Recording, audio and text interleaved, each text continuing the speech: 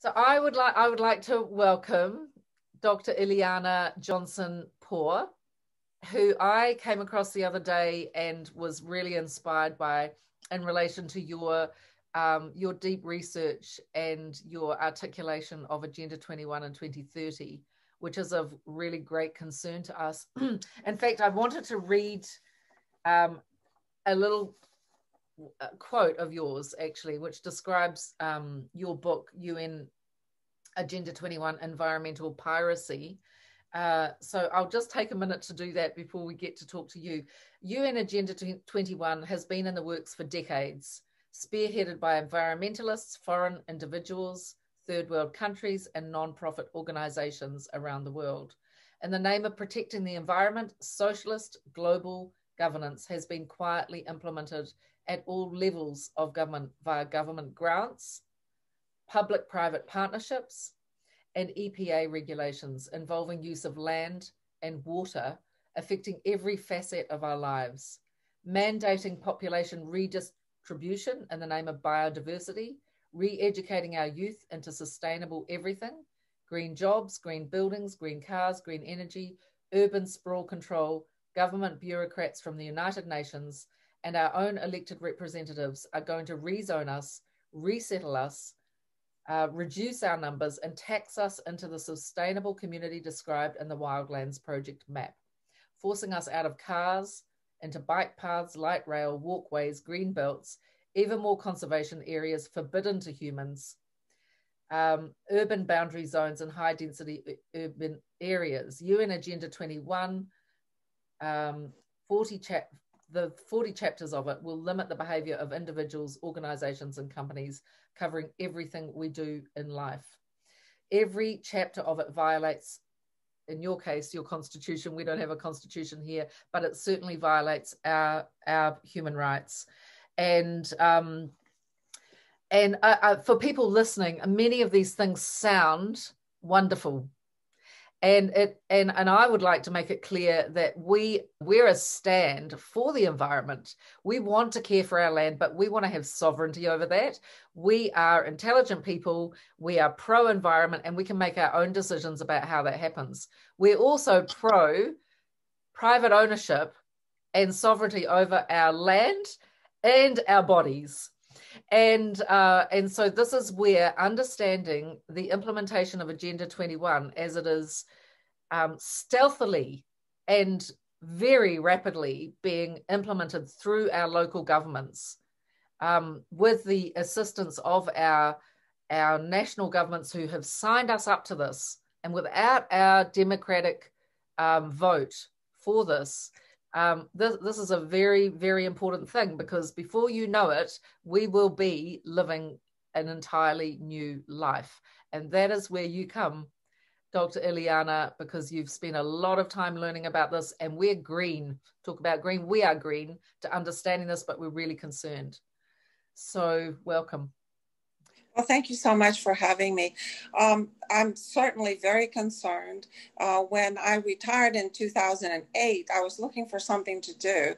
I was a college professor for 30 years, and we moved to Northern Virginia, which is sort of a bastion of liberalism. And I noticed that in the county where we lived, there was a lot of buzz involving how our private property is going to be handled, and how permission and permits for building and other things would be given or not given in the area, including farmers. There are farmers nearby. And I became concerned because I kept hearing the word sustainable development.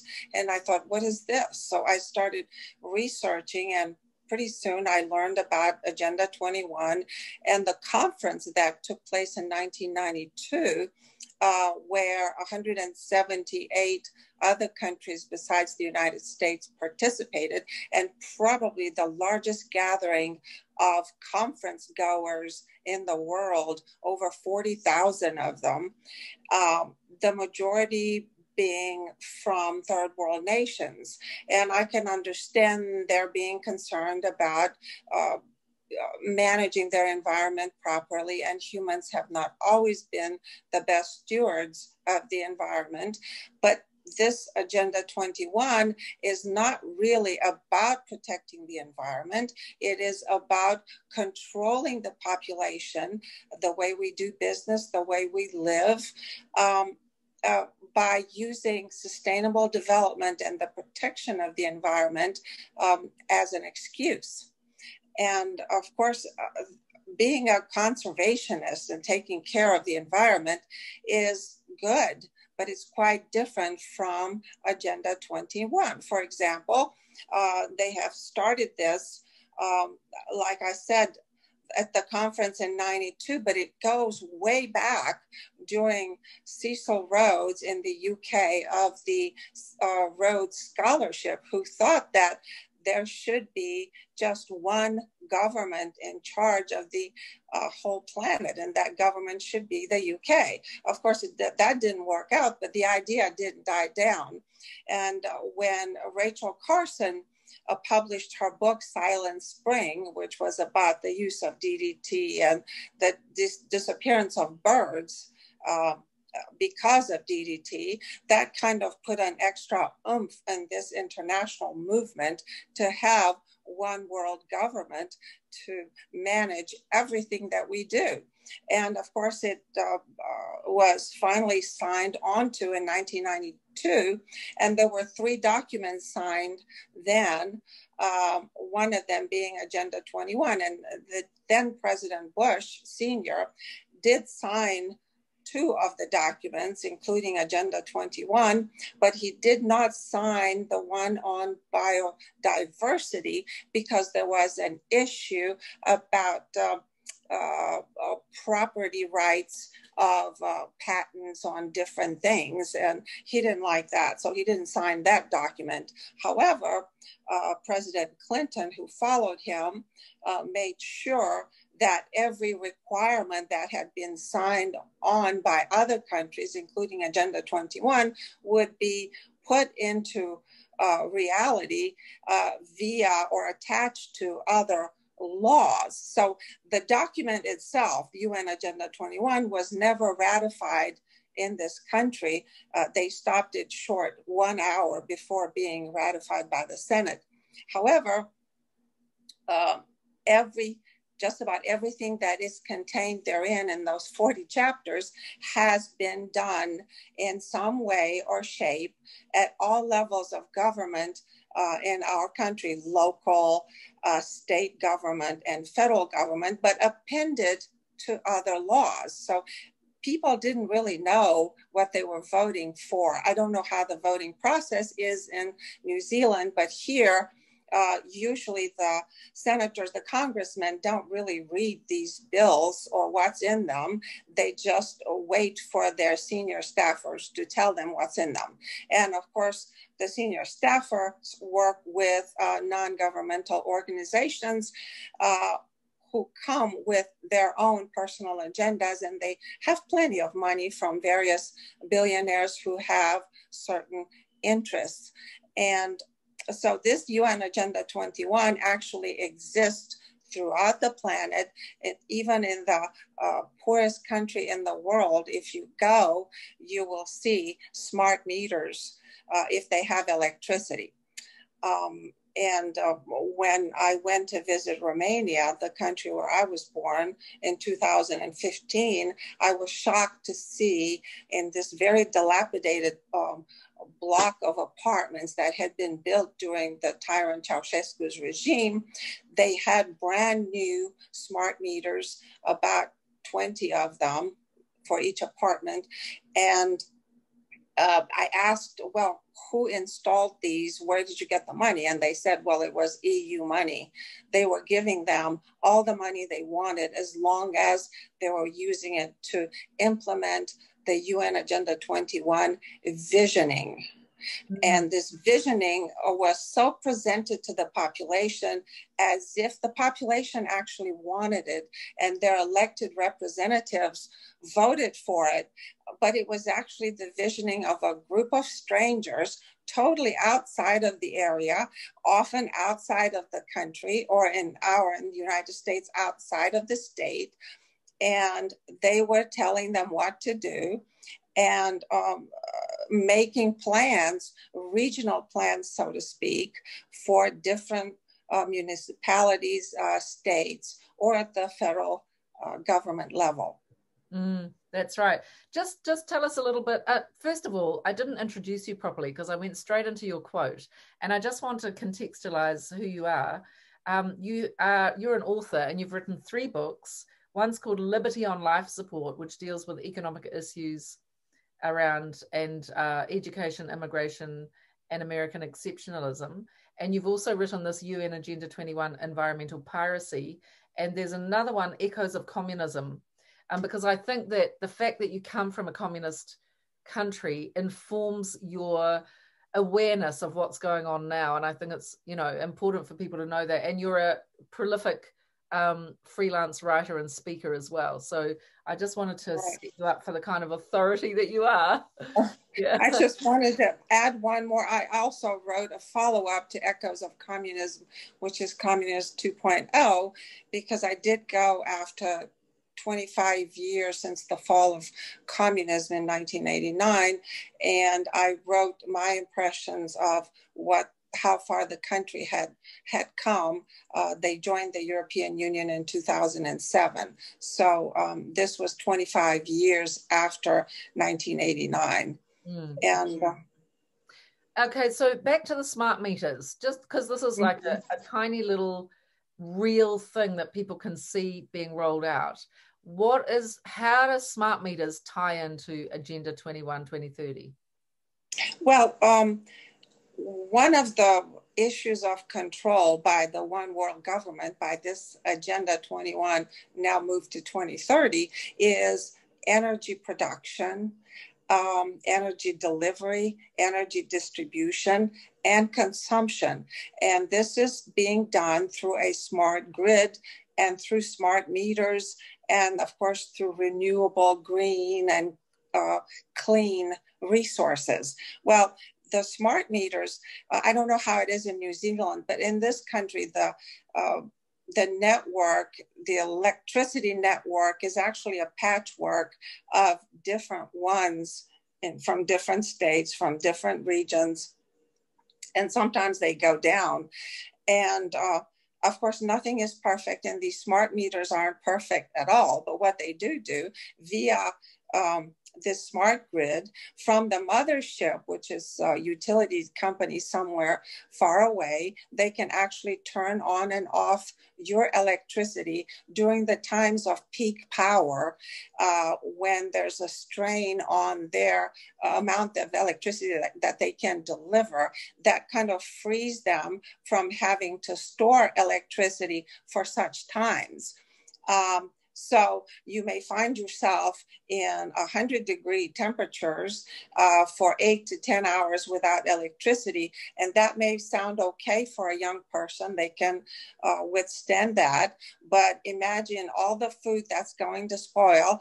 Imagine people who depend on electricity to survive. They're on different electricity-run devices, or they need their medication stored at a certain temperature. So that's not a good option.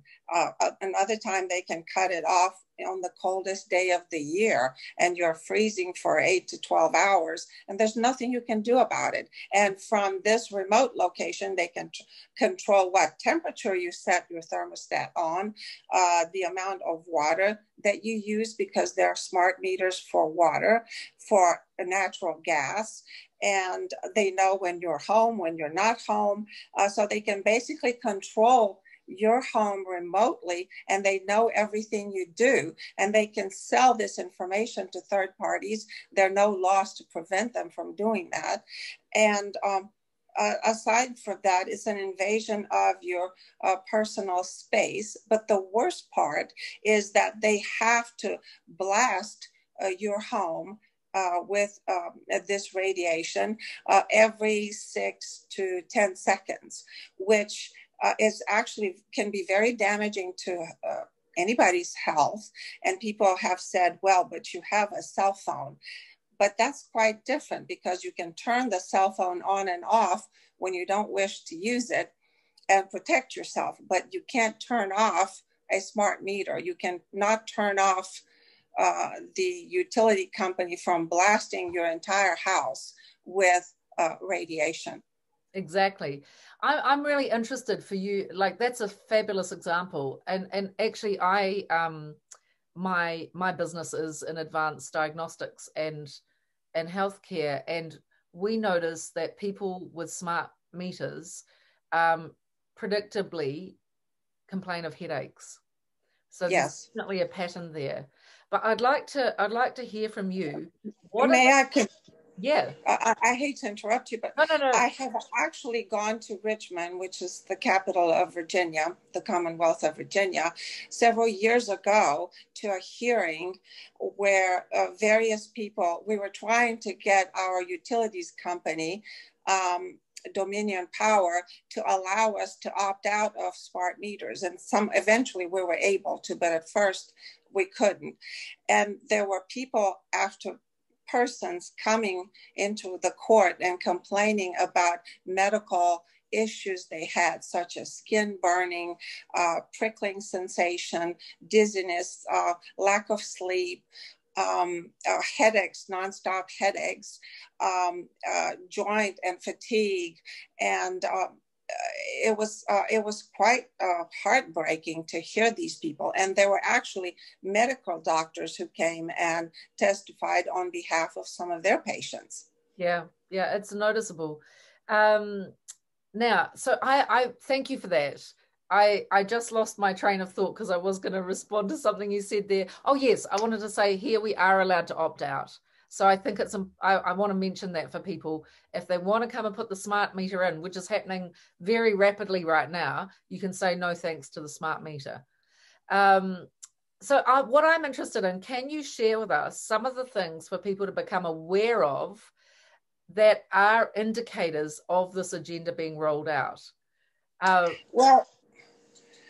Well, first of all, there will be people coming into your area who are a part of some type of NGO, and they go by different names. I don't know what they go by in New Zealand. I haven't researched that, but they will come and say, and they will have some kind of a name for a plan that will be developed just for your area, because they want to make your lives better and greener and cleaner and protect the environment.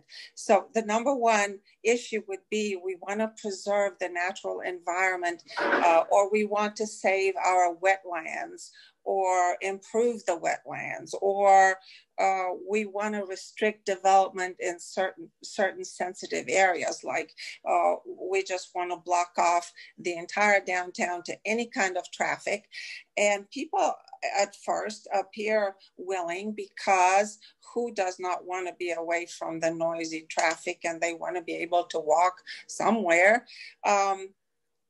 However, they just don't stop there. The idea is that they are so much in control that they will dictate to you how you will zone your land, how will you do your farming around the area, what kind of trees you can plant, what kind of bushes. Can you even drain just a place where it occasionally floods from the rain? In some areas, you can't even capture rain. It's against the law. Or you can't capture snow melt. It's against the law. And people have gone to jail in this country for doing just that. Or they can come and on your farm and say, well, you can't farm on this parcel because it interferes with the view to the beauty of the vista.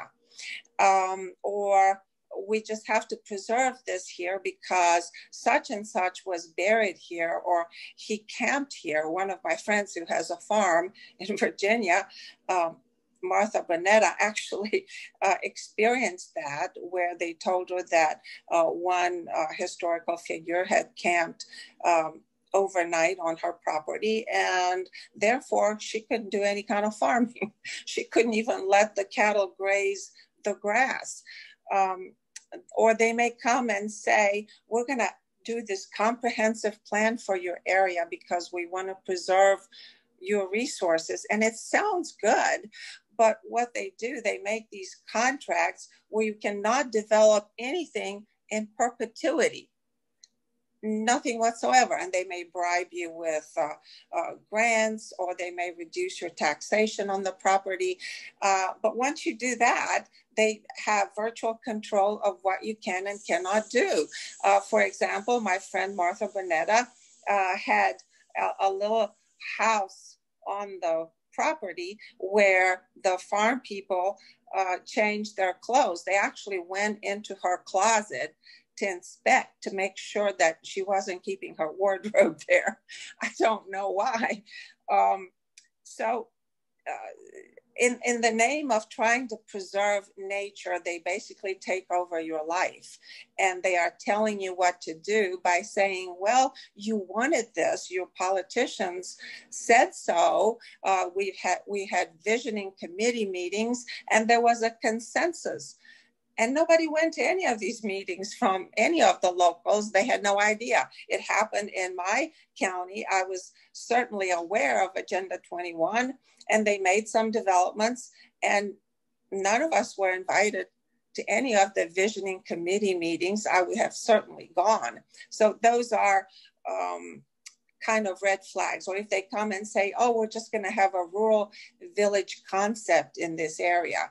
Well, that's another flag, that they won't let you asphalt anything anymore. They may even come and tear pre-existing parking lots, and they may put gravel, or they may just leave it so where nobody can really park, because then you hurt the land, the terrain. So these are some of the pay attention. Yeah. So what do you think, what's the long-term purpose of these rules? Well, the long-term purpose is to control the population size and to control where they are concentrated. They want to concentrate them in urban areas, so they call it stack and pack. Or there's no parking. You're walking 5 minutes from your work, from your job, or from your school, or from shopping, and you're not allowed to go to many places unless you take a train or a bus. So they want to move us out of our cars. And I don't know how it is in New Zealand, but in America, we love our cars, and we love the roads, and we love to go places on a spur of a moment. Well, when this is fully implemented, we won't be able to do that. There are many places in Northern Virginia, where I live, where they have narrowed the roads so much it makes it inconvenient to drive, and they have so many speed bumps or speed tables everywhere that, again, it makes it very inconvenient and very hard to drive on. Of course, after COVID, I think people are going to have second thoughts about moving into the stack and pack areas, because that's where the most concentration of COVID was, other than nursing homes. But up to this point, Agenda 21, Agenda 2030 says that urban sprawl is evil and it must be destroyed. And why do they say that? Why do they think it's evil and it must be destroyed? Because we are trying to harnessing nature and destroy nature in the process by taking over land that should be inhabited by animals.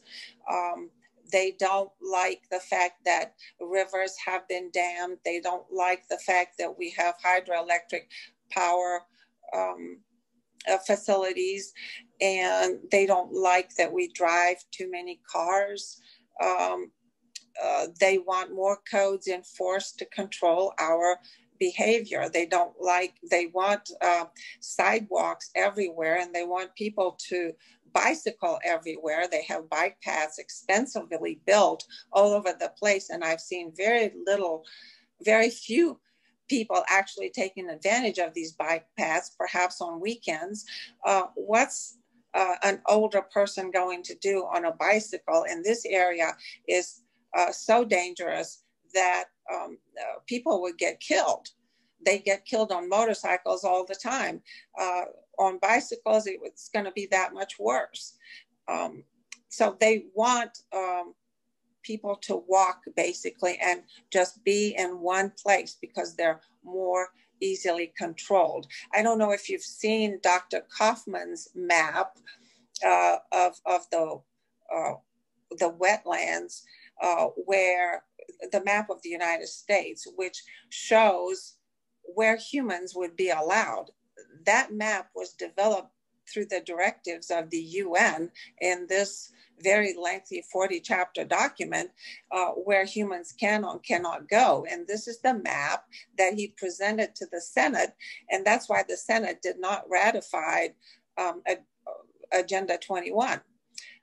Eventually, I'm sure they will ratify it, but I don't think they need to, because most of what's in Agenda 21 has been appended to other things. And President Bill Clinton had the President's Council on Sustainable Development, which has done just that since then. So, okay, so what do you believe? Because many of the ideas, this is the thing, you know, this is the interesting and somewhat confusing thing, is that so many of the ideas in the Agenda 21 sound quite good, you know. Oh, animals able to roam freely, and you know, humans having less impact on the environment. So what are we looking for that you know, that represents the perhaps underbelly or the negative side effects, because all of us want animals to have wild lands, and we want clean air, and we want good energy, and all of these things. Of course, it's true. And so do I. I have foxes and deer in my backyard, and we try to live with them in harmony because we built the house in their environment. But we're not deliberately trying to destroy them, and neither are they. So there are good things that people do without a foreign body such as the United Nations telling us how we should live our lives and what kind of plans we should make for ourselves. They're not the smartest people in the world. Most of them come from third world nations. And if they were that smart, they would have developed their own nations more than they currently are. And I have a problem with this Agenda 2030 because of this one world governance control. And energy is just one facet that we discussed, but they want to control food growth. If you know the European story, for example, the countries that used to be part of the Iron Curtain and that have become part of the EU now cannot grow their own food. They have to import it from certain countries that from the EU that are designated as the growers for that food. The UK came out of EU simply because the EU destroyed their fishing industry. They couldn't do something that they've done for centuries, fish. So food growth and production will be controlled by these people.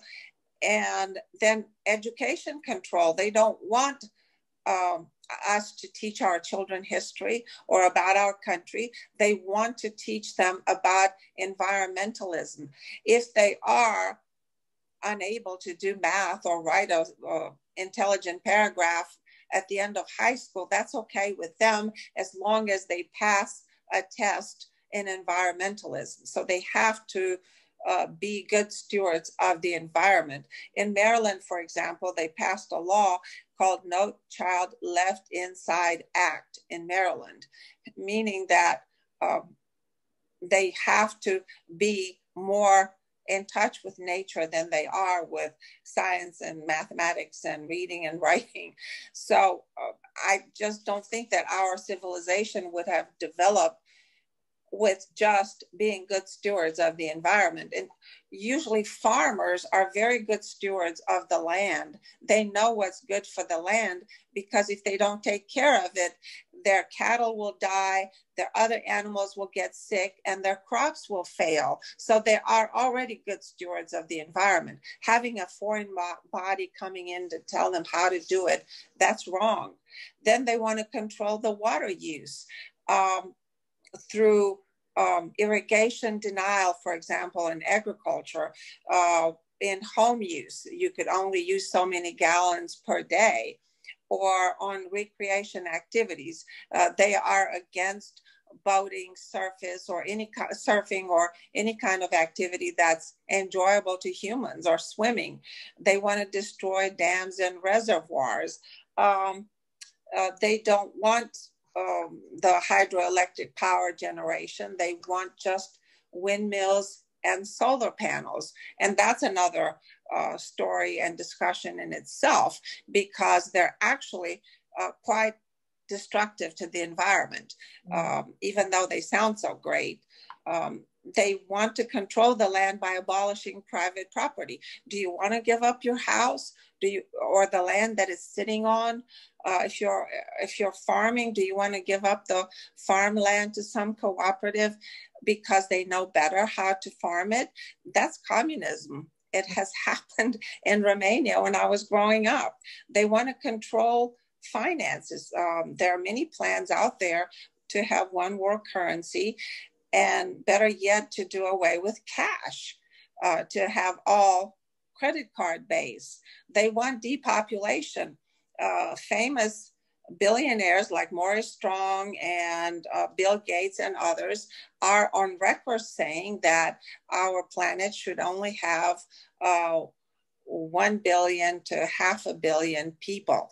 Well, what are you going to do with the rest? They want no borders, no sovereignty. And I kind of enjoy being an American and having borders. I don't know about you. I'm sure you enjoy being a New Zealander. They want mobility restriction, as we discussed earlier. The less you walk out in nature, the better nature is without your presence there. They want to curtail longer distance traveling unless you take the train or some kind of rail. And they want to do away with homesteading. And what's this that? country. What's that?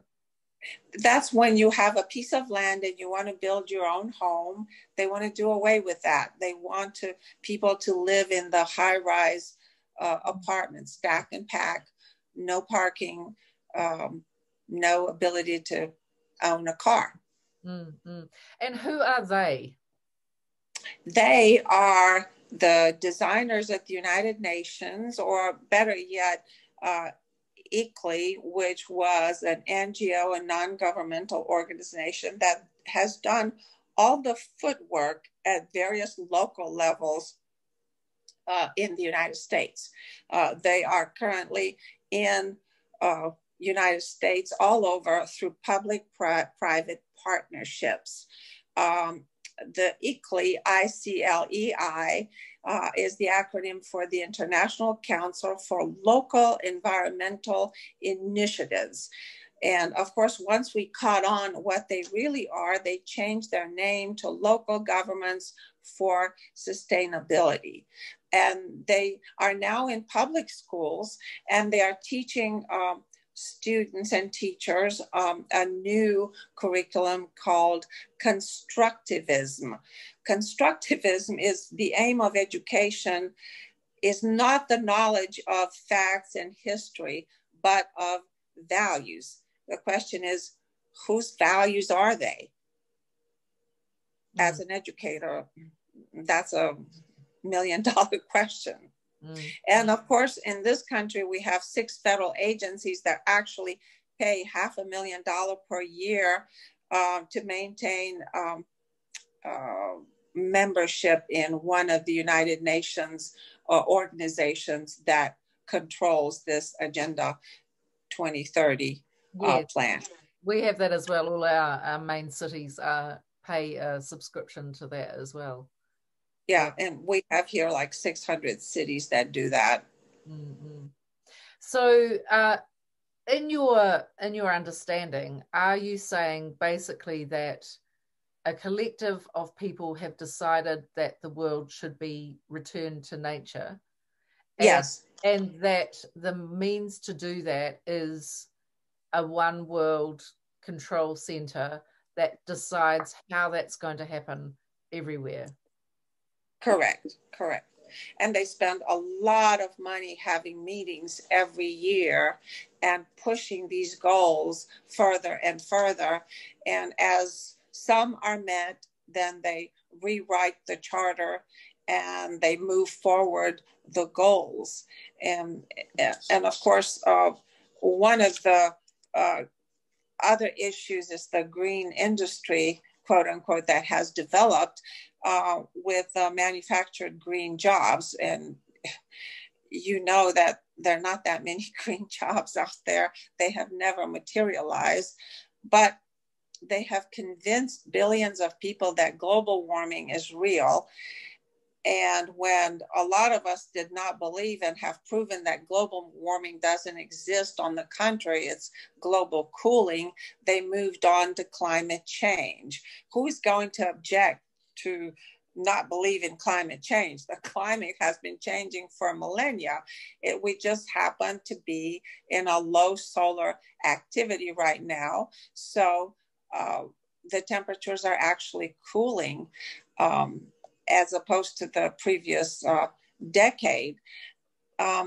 So it's very profitable to push this climate change industry because people get grants and they subsidize solar panels, they subsidize wind turbines, and they make a lot of money quickly.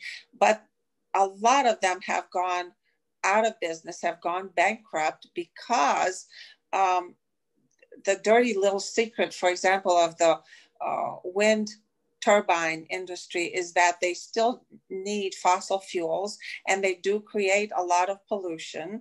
They chop up a lot of birds, including the bald eagle, and they do hurt humans in the sense that in order to produce enough electricity to make it worthwhile, the wind has to be at a certain speed, 32 miles per hour or so. And it makes this thump, thump, thump, thump constant noise, which actually affects both human and animals. And there have been studies where people have had sleep disturbances, headaches, insomnia, heart problems, and animals have given birth to a lot of stillborn babies who lived in the vicinity of these wind turbines. In the case of the solar panels, in order to produce enough electricity, you have to install them on acres and acres of land, which cannot be put to agriculture.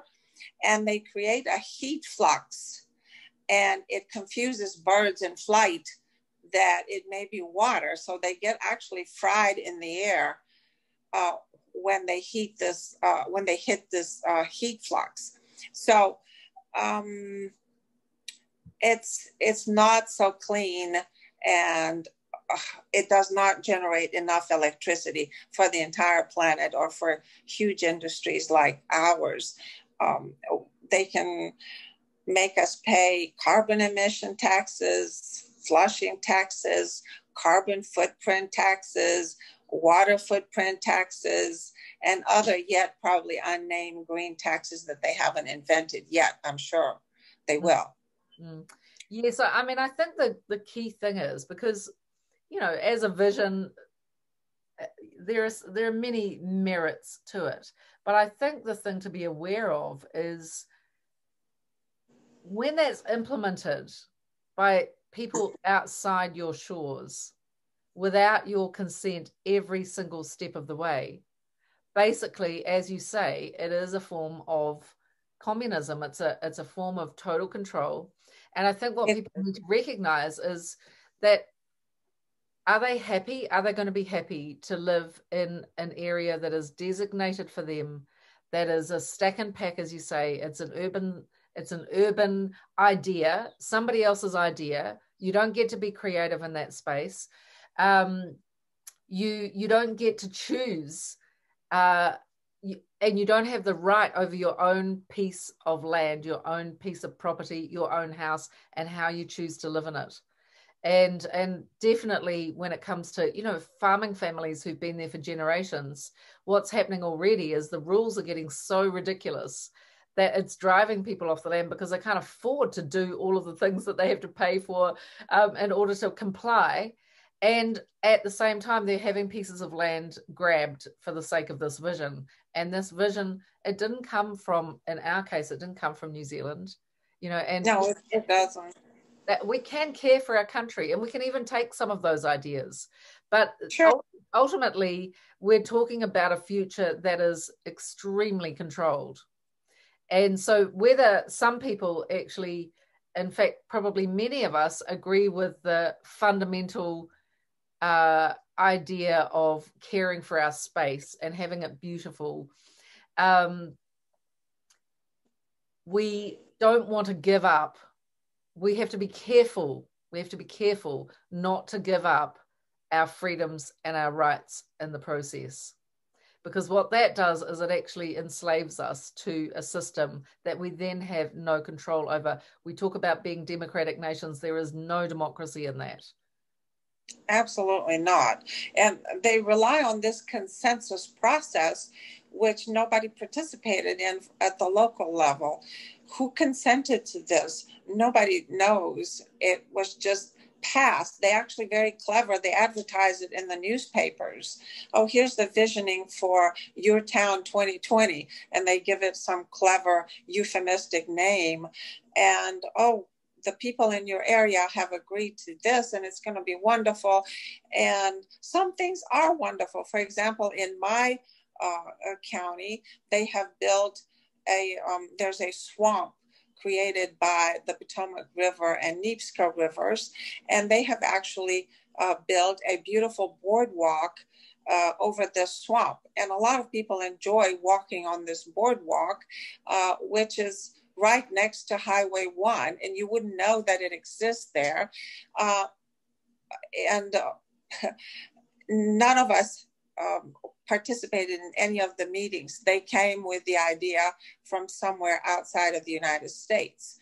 And this happened to have been a great project, but then once it starts deteriorating, it has to be maintained. Who is going to pay for it? Because these grants came from the federal government level and they're not renewable. So although it's nice for the duration, who is going to allocate millions and millions of dollars for its maintenance as the swamp is trying to take over eventually, which it does. I noticed some invasive species of plants that are fast encroaching the swamp and nobody cares to eradicate them in any way.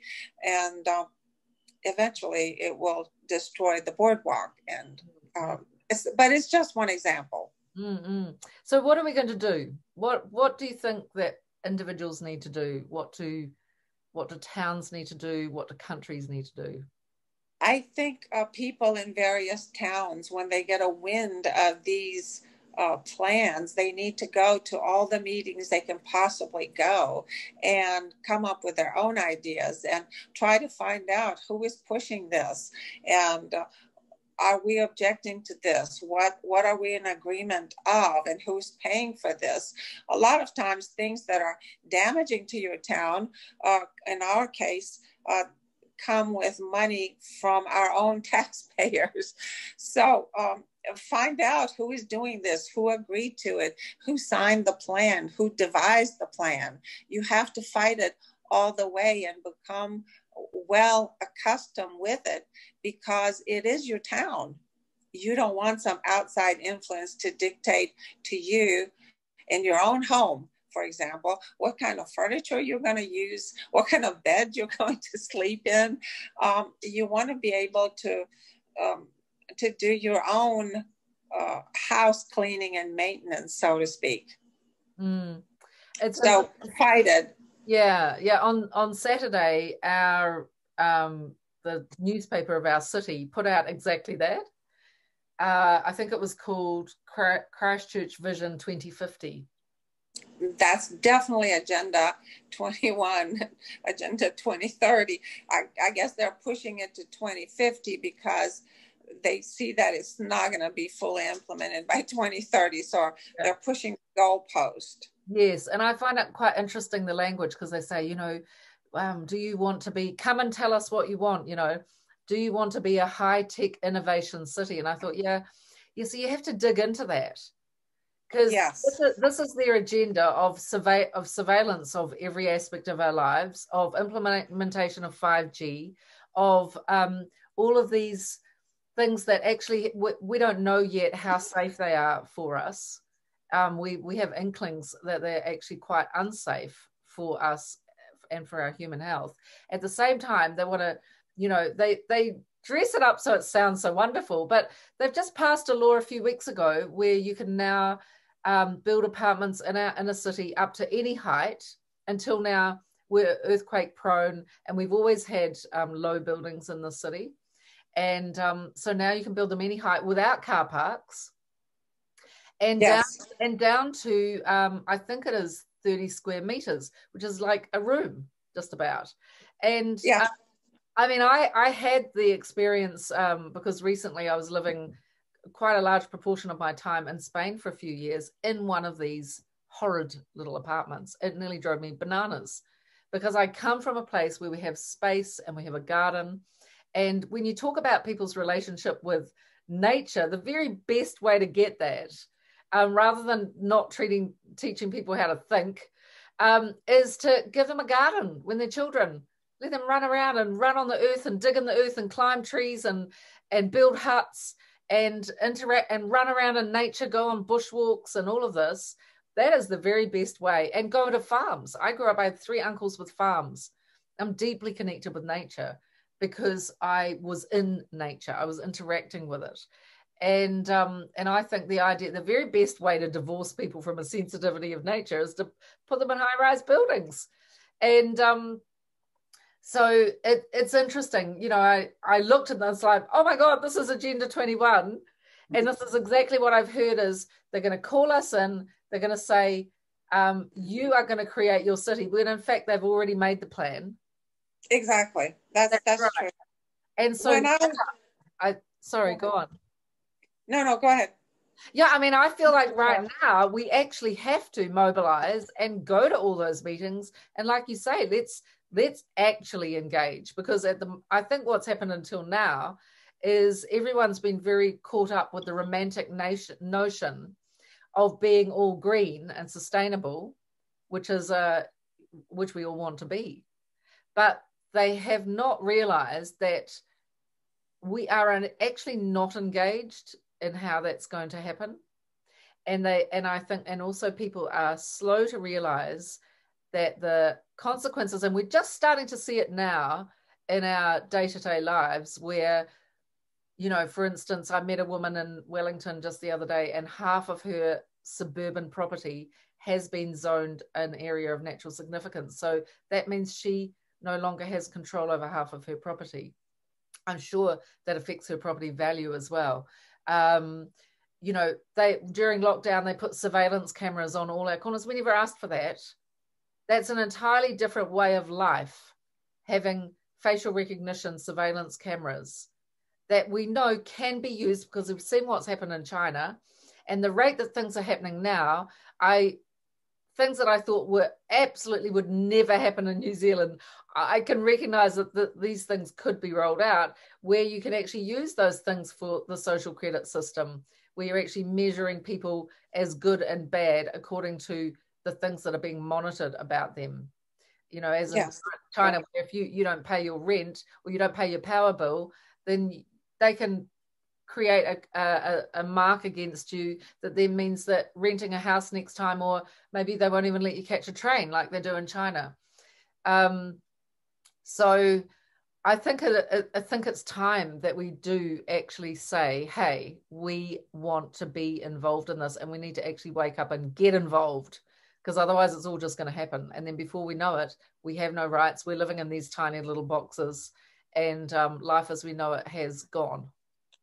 Yeah, you have to ask the question, okay, ask the people, go to the meeting, sustainable for whom and sustainable for what? Are you saying that we can't be good stewards of the environment, of our own land, our own gardens and agricultural farms? One of the things, and if I may read this quote, is a preamble to the a report of Agenda 21. It says, quote, land cannot be treated as an ordinary asset controlled by individuals and subject to the pressures and inefficiencies of the market. Private land ownership is also a principal instrument of accumulation and concentration of wealth and therefore contributes to social injustice. Public control of land use is therefore indispensable. Well, let me tell you about this. I grew up in a socialist country in Romania for 20 years, and we were ruled by the Communist Party, and they made all decisions, including property of land. They confiscated all land. They forced all the farmers to give up their land and be collectivized, be part of a collective farm. They had to work there for pennies on the dollar. And then at the end of the year, after the Communist Party took their cut in profit, then they could split the difference, all the people in the village. And they moved them into these high-rise apartments that were literally cinder blocks apartments. And they probably, the entire apartment didn't have more than 400, 450 square feet. And that's less than a hotel room in the US, which is about 650 square feet. I researched that. And so I took my husband, who's American, about 5 years ago to the old block where we used to live on the 4th floor. And somebody had bought the apartment, so we couldn't go in, but we could go in on the 2nd floor where my childhood friend was still living. And it was the exact same size as ours. And my husband had a hard time standing up and fitting in the kitchen and the hallway. He could fit in the living room and in the tiny bedroom, but my friend and I didn't have much room left. That's how tiny the apartment was. And he really didn't understand how bad it was until he went with me and put that into perspective, that it was 25 years after the quote unquote fall of communism. The communists are still in charge. They just have another name. By law, they can't call themselves the Communist Party. So if you want to live that way under global communism, under the aegis of the United Nations, I guess that's okay. But I, for one, don't want to live that way. I enjoy working hard and being able to buy a plot of land and building my own home.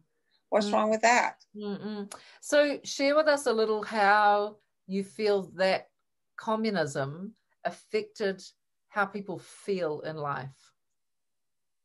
They have become, you get this welfare mentality that even today, some of them have not been able, the older people have not been able to get rid of.